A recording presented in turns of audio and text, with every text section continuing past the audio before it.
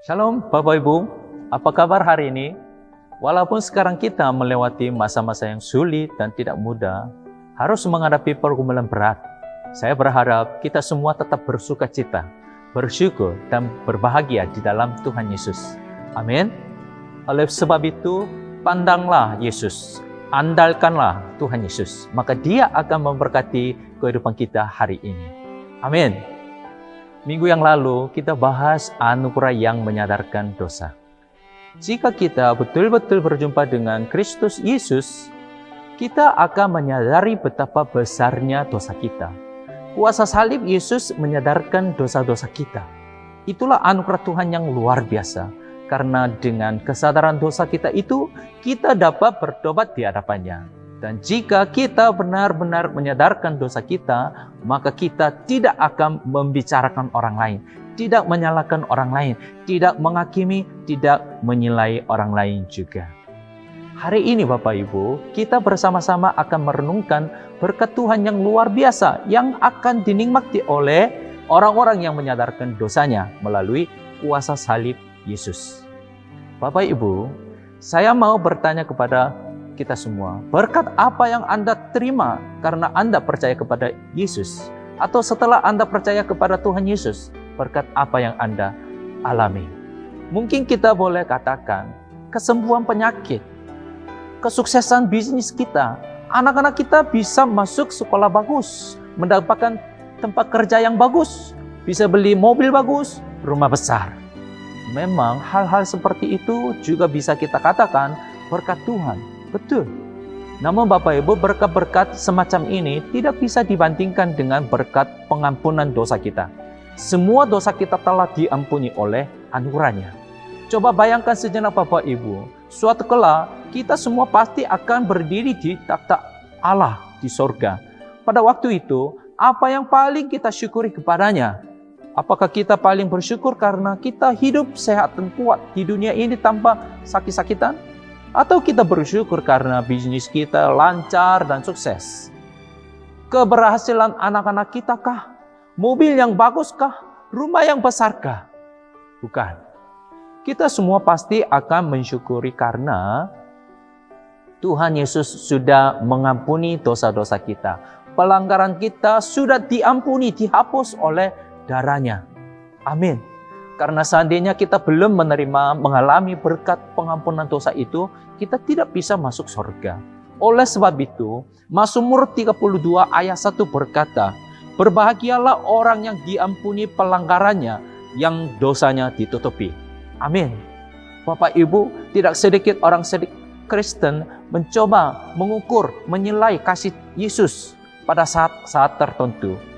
Nilai kasih Tuhan Yesus, pengukuran kasih Yesus itu sering bergantung pada situasi mereka, keadaan mereka. Melalui peristiwa-peristiwa yang mereka alami dalam hidupnya, kasih Yesus diukur, dinilai. Jika semuanya berjalan dengan lancar, sungguh Tuhan Yesus mengasihi saya. Tetapi jika ada kesulitan, pergumulan, semuanya tidak berjalan dengan lancar. Kenapa? Mengapa Tuhan menyulitkan saya? Mereka ragu-ragu akan kasih Yesus. Bapak Ibu, orang-orang seperti ini belum sungguh-sungguh percaya kasih salib Kristus Yesus. Mungkin mereka sendiri berpikir dan berkata, aku percaya kok, tapi belum sebenarnya. Karena kasih Tuhan Yesus itu bukanlah kasih yang perlu dibuktikan di saat itu, melainkan kasih yang sudah ditunjukkan kepada kita. Roma pasal 5 ayat 8 berbunyi demikian. Akan tetapi Allah menunjukkan kasih-Nya kepada kita oleh karena Kristus telah mati untuk kita ketika kita masih berdosa. Allah sudah memutuskan untuk mengasihi kita ketika kita masih berdosa. Salib Yesus itulah buktinya. Tuhan Yesus mati di kayu salib untuk menyelamatkan orang-orang berdosa. Allah rela mengorbankan anaknya yang tunggal itu di kayu salib untuk menghidupkan kita ketika kita masih berdosa. Itulah kasih Allah yang besar kepada kita. Dan barang siapa percaya dan menerima kasih Allah itu, kasih salib Yesus Kristus dengan amin, mereka akan mendapatkan berkat pengampunan dosa. segala dosanya akan diampuni, ditebus, dihapus. Amin. Bapak Ibu, berkat terbesar yang dialami oleh anak bungsu dalam perumpamaan tentang anak yang hilang di Lukas pasal 15 ayat 11 sampai 32 adalah semua kesalahan, pelanggaran, dosa yang ia perbuat diampuni semua tanpa syarat apapun ketika ia kembali kepada Bapaknya dengan pertobatan. Meskipun ia pernah hidup nyaman dan berfoya-foya dengan harta milik kekayaan yang ia terima dari ayahnya, tetapi pada akhirnya ia menyadari apa sesungguhnya berkat itu. Pengampunan dosa oleh kasih Bapa, itulah berkat yang paling berharga bagi dia. Bapak, Ibu, Saudara sekalian, pandanglah salib Kristus Yesus.